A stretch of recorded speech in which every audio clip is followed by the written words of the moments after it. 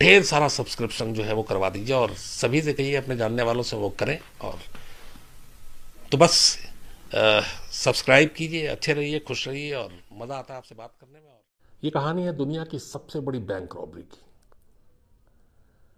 अजीब अजीब तरीके से बैंक लूटे गए, बैंक में डाका पड़ा, बैंक में चोरी हुई, लेकिन इसकी कोई दूसरी मिसाल नहीं है।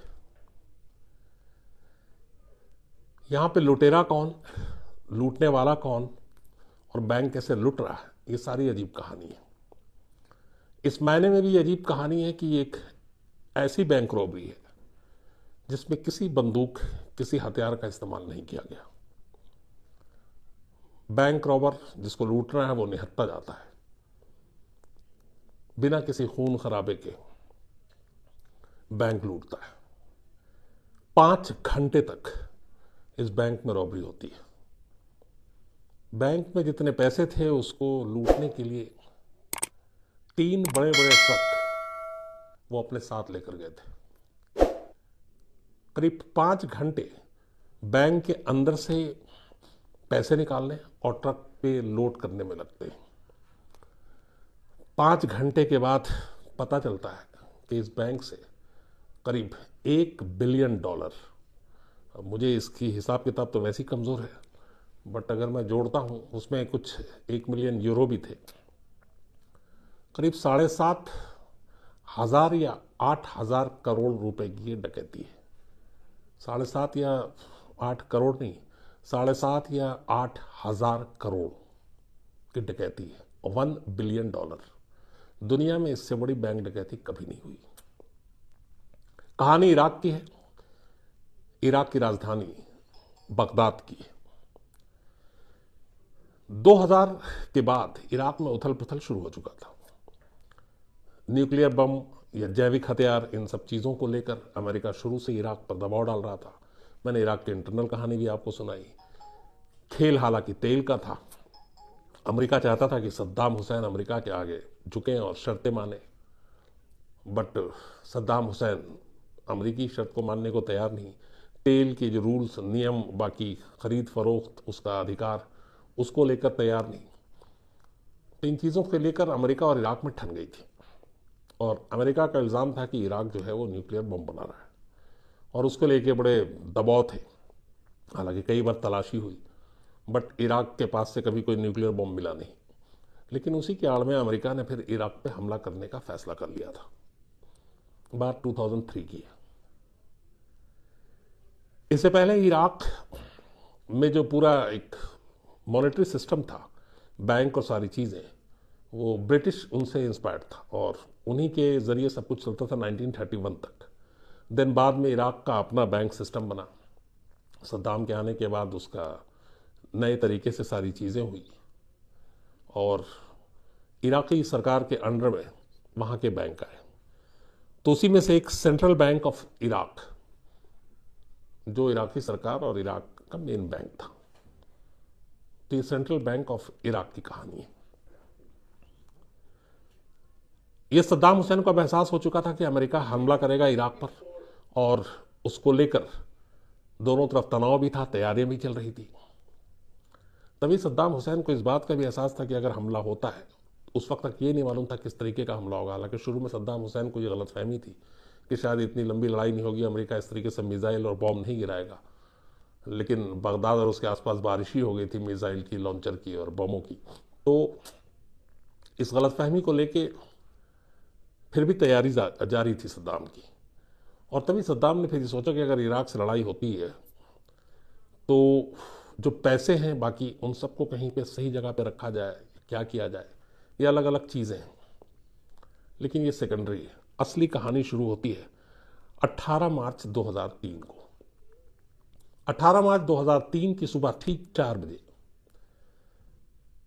सद्दाम हुसैन का दूसरा बेटा, जिसका नाम कुसै सद्दाम हुसैन था, जो कि वहाँ के नेशनल डिफेंस जो था उसका हेड भी था। सद्दाम के 2 बेटे थे, एक उदय और एक कुसै।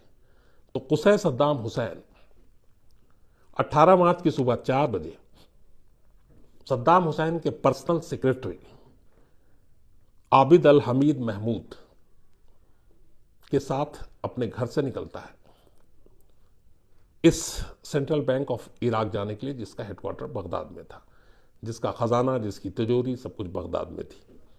इस सेंट्रल बैंक ऑफ इराक की खासियत थी कि जहाँ पे ये सारे पैसे रखे हुए थे, इसकी बिल्डिंग एक क्यूब की तरह बनी हुई है।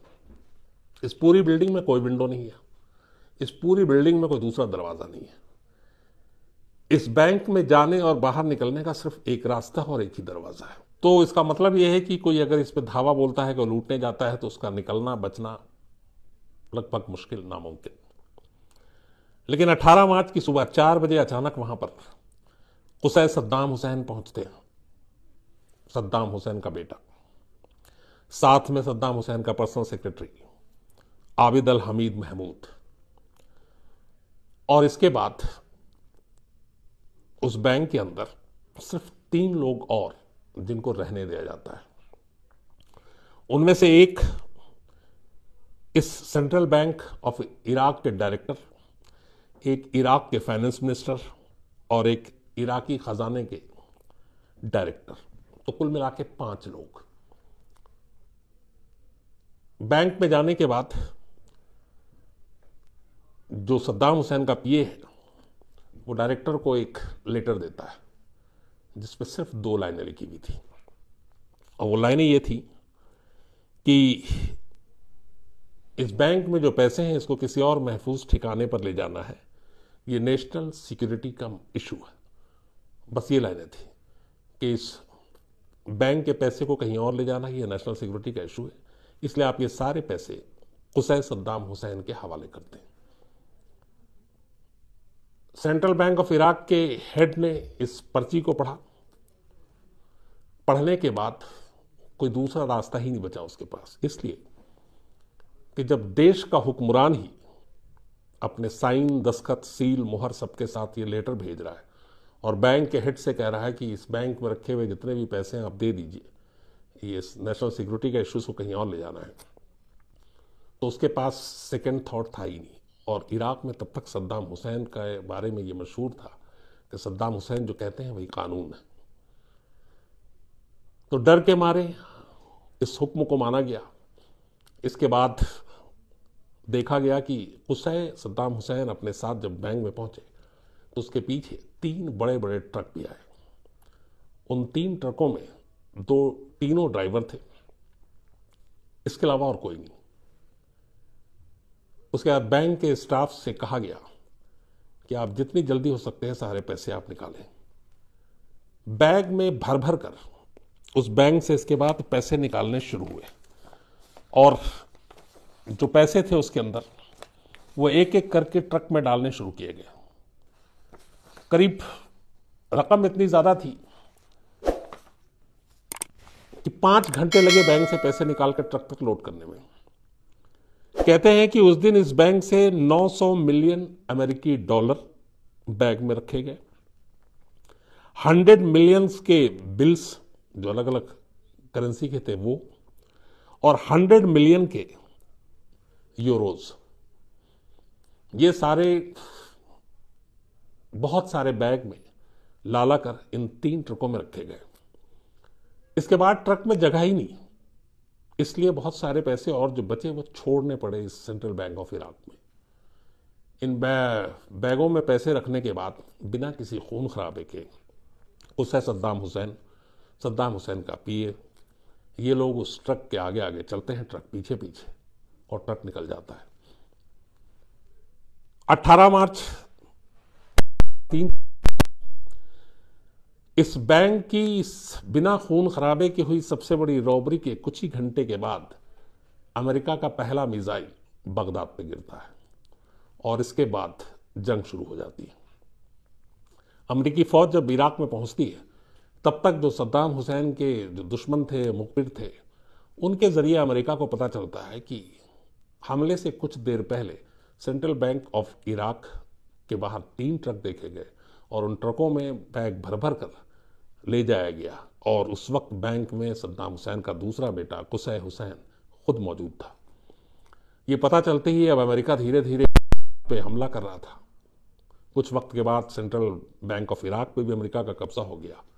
इसके बाद जो सद्दाम के सताए हुए लोग थे उनसे पूछताछ हुई, तो फिर ये सच्चाई सामने आई कि करीब $1 बिलियन और यूरो इस बैंक से अमेरिका के हमले से कुछ देर पहले निकाल कर ले जाया गया। अब तफ्तीश शुरू हुई कि आखिर ये 3 ट्रक कहाँ गए। इन 3 ट्रक की तफ्तीश की गई तो अलग अलग इसके वर्जन आए। एक आया कि ये सद्दाम के खुफिया ठिकानों की तरफ गए, लेकिन कुछ पुख्ता तौर पर आया कि ये सीरिया की बॉर्डर की तरफ जाते हुए देखे गए। सीरिया में भी सद्दाम के ठीक ठाक कॉन्टेक्ट और सारी चीज़ें थी, और ये माना गया कि सीरिया के बॉर्डर के जरिए इन पैसों को बाहर ले जाया गया। इसके बाद अमेरिका ने एक एक कर ठिकानों पर हमला करना शुरू किया। बिना खून खराबे के बैंक रॉबरी हो चुकी थी। अमेरिका इराक के बीच में अब जंग शुरू।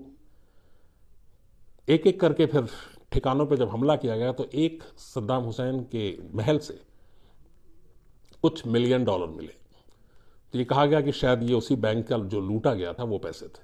लेकिन बाद में पता चला कि जो सद्दाम का दूसरा बेटा उदय, उसको हमेशा कैश रखने का बड़ा शौक था और उसके पास बेइंतहा कैश था। तो फिर ये बात आई कि ये उस बैंक के लूटे हुए पैसे नहीं है, बल्कि ये उदय के अपने कैश थे। इसके अलावा 2-3 जगह और से कुछ कैश मिले। बहुत सारे कैश इराकी अवाम के पास मिले। कुछ इराकी और जो अमेरिकी सोल्जर थे, इन लोगों ने वहाँ पे लूट माट जब मची, जब सद्दाम के ऊपर हमला किया गया, सद्दाम कमज़ोर होते गया धीरे धीरे, तो फिर लूट मार भी शुरू हुई। तो कहते हैं कि बहुत सारे ऐसे फॉरेन करेंसी की लूट हुई जो इराकी जनता ने लूटे सद्दाम के अलग अलग ठिकानों से। तो अलग अलग किस्तों में पैसे तो मिले, लेकिन कभी ये पुख्ता नहीं हो पाया कि ये पैसे सारे वही थे जो सेंट्रल बैंक ऑफ इराक से लूटे गए थे, या फिर ये अलग अलग जो सद्दाम के बेटों ने अलग अलग जरिए से गैर कानूनी तरीके से कमाए, लोगों को जुल्म करके कमाए, वो पैसे थे। इसके अलावा 2 चीज़ें और आई। एक ये कि सद्दाम हुसैन ने इस सेंट्रल बैंक ऑफ इराक से सारे पैसे इसलिए निकाले कि अमेरिका से जब जंग हो और आगे ज़रूरत पड़े तो इन पैसों का इस्तेमाल इराक के लिए किया जा सके, लड़ाई के लिए किया जा सके। दूसरी थ्योरी ये थी कि सद्दाम हुसैन को यह एहसास हो गया था कि अमेरिका अगर हमला करता है तो अमेरिका से जीत मुश्किल है, तो इसलिए जो भी खजाने में है वो सब कुछ लेके अपना जान बचाकर यहाँ से भागेंगे, तो वो और उसकी फैमिली बाकी कहीं भी अगर जाकर रहती है तो वो कम से कम ठीक ठाक जिंदगी गुजार सके। हालांकि दुनिया की सबसे बड़ी बैंक डकैती करने के बावजूद, $1 बिलियन के बावजूद, नसीब ये देखिए कि इस हमले में कुसै और उदय, सद्दाम के दोनों बेटे मारे गए, और इस बैंक रॉबरी के करीब 8 महीने के बाद खुद सद्दाम हुसैन एक बंकर से गिरफ्तार होता है और उसके बाद सजा होती है, फिर फांसी होती है। तो दुनिया की सबसे बड़ी बैंक रॉबरी करने के बावजूद और जिन लोगों का इसमें हाथ था, उनमें से कोई भी इस पैसे का इस्तेमाल नहीं कर पाया। लेकिन वो पैसे का एक बड़ा हिस्सा कहाँ गया, ये भी एक राज है। कहते हैं कि सद्दाम के कुछ फैमिली के लोग हैं जो जिन तक ये पैसा पहुंचा, सद्दाम के कुछ सोर्सेज हैं उन तक ये पैसा पहुंचा। कुछ का कहना है कि नहीं, ये अमेरिकी सैनिक और अमेरिका के हाथ में ये पैसा पहुंच गया, लेकिन उन्होंने इसको छुपा लिया, क्योंकि रकम बहुत बड़ी है, 7 से 8 हजार करोड़ रुपए। तो इस पूरे रकम का जो अलग अलग किस्तों में कई बरामद भी दिखाई गई, लेकिन कहते हैं कि जितनी दिखानी चाहिए उतनी नहीं दिखाएगी। तो दोनों आज भी इसको लेके सस्पेंस है कि इन पैसों का असली में क्या पूरा मिला, इस बैंक के लूट से मिला तो किसको मिला, अमेरिका के हाथ कितना लगा, अमेरिका ने इसका खुलासा नहीं किया, सद्दाम के रिश्तेदारों, उनके लोगों तक कितना पहुंचा, उसका खुलासा नहीं हुआ। तो ये सारी चीजें आज भी एक राज है। लेकिन सबसे बड़ी बात यह है कि दुनिया की सबसे बड़ी बैंक रॉबरी जो बिना किसी खून खराबे के, बिना हथियार के, उसका रिकॉर्ड इसी सेंट्रल बैंक ऑफ इराक के नाम है। $1 बिलियन और बिना खून खराबे के, बिना किसी हथियार के, सिर्फ एक पर्ची, 2 लाइन, और शराफत से वो सारे पैसे दे दिए गए। बाद में इसमें बहुत सारी कमेटी बनी, रिजर्व बैंक के कुछ अफसरों को जो जंग में रह गए थे उनको गिरफ्तार किया गया, उनसे भी पूछताछ हुई, इंक्वायरी कमीशन बैठी। उस सब की जो रिपोर्ट फाइनल आई वो यही थी कि जो इसके बड़े जितने भी अफसर थे सेंट्रल बैंक ऑफ इराक के, अधिकारी थे, उनका सिर्फ एक लाइन कहना था कि अगर इराक के शासक का ही एक फरमान आए और एक पर्ची आए जिसपे मोहर भी हो, दस्तखत भी हो, हस्ताक्षर भी हो, साइन भी हो और हुक्म भी हो, तो उसको कौन कैसे टाल सकता है। इसका मतलब है कि सीधे मौत। और इराक में उस वक्त सद्दाम हुसैन का यह था कि अगर सद्दाम की किसी सड़क या घर में तस्वीर भी टेढ़ी हो तो कहते हैं कि मौत का फरमान जारी हो जाता था। तो उन्होंने अपना बचाव इस तरीके से किया कि जब बैंक का मालिक ही एक तरह से, उस वक्त मालिक ही था सद्दाम हुसैन, का हुक्म है कि ये पैसे निकालने हैं तो फिर कौन क्या कर सकता है।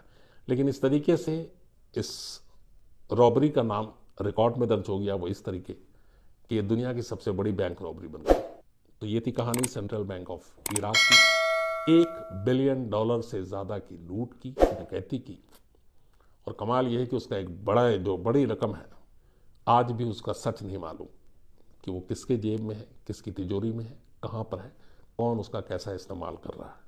ढेर सारा सब्सक्रिप्शन जो है वो करवा दीजिए और सभी से कहिए अपने जानने वालों से वो करें। और तो बस सब्सक्राइब कीजिए, अच्छे रहिए, खुश रहिए और मज़ा आता है आपसे बात करने में।